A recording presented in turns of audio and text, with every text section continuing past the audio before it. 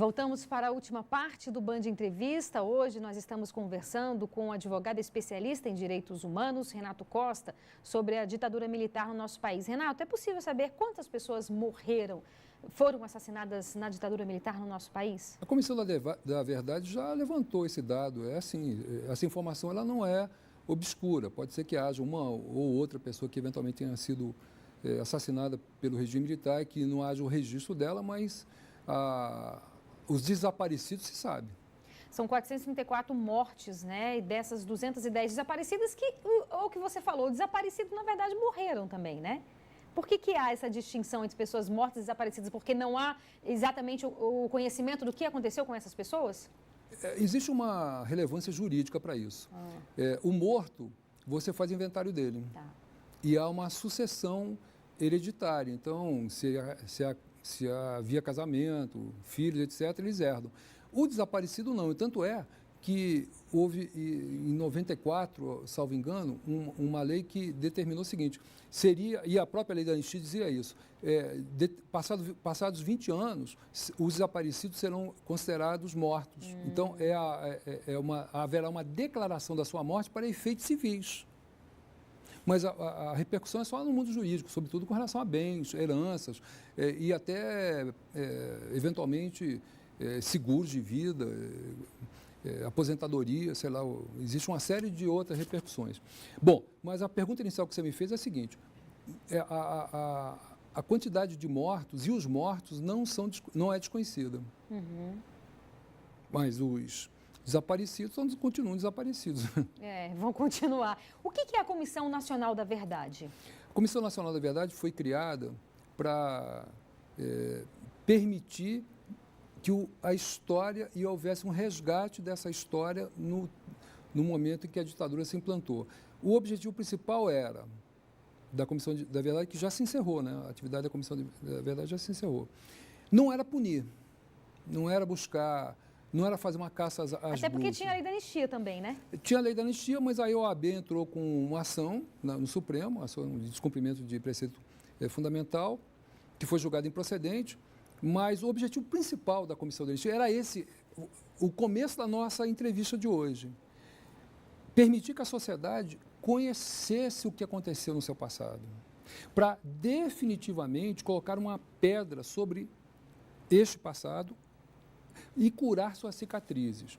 A Comissão da Verdade teve um trabalho relevante e eu quero lembrar que, em consequência de algumas frustrações quanto aos resultados desse trabalho da comissão, a deputada Erundina e o senador Randolfo Rodrigues, ambos têm projetos de lei tentando rever a lei da anistia. Mas, de qualquer forma... No sentido de fazer o quê? De dar uma responsabilidade a quem liderou, quem estava à frente do regime militar no país? Qual seria essa mudança da lei da anistia? O projeto de lei da deputada Erundina tem também essa intenção, mas o principal objetivo é resgatar a história. Tá. É saber o que aconteceu. aconteceu. O que aconteceu. Né? Saber o que aconteceu. E, sobretudo, dar uma satisfação às famílias que ainda têm seus entes desaparecidos.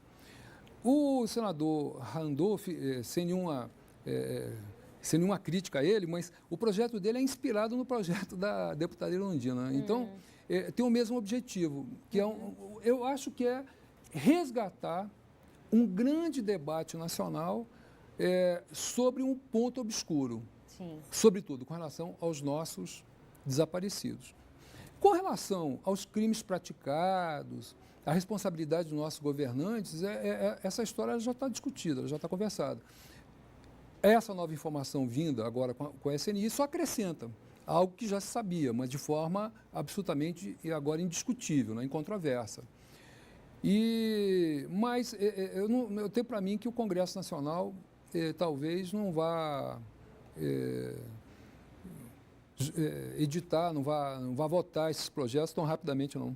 É verdade, até porque tem tantos assuntos aí para serem analisados.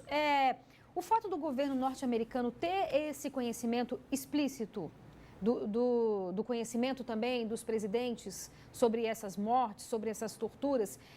Existe uma certa teoria que diz que os Estados Unidos, na época da ditadura militar, não só no Brasil, mas também na Argentina e outros países aqui da América Latina, os Estados Unidos teve uma interferência no sentido de apoiar o golpe militar ou esse sistema. Isso, a gente pode dizer que isso realmente aconteceu? Os Estados Unidos interferiu, apoiou a ditadura militar? Isso está na história, né? Não há muita discussão a esse respeito.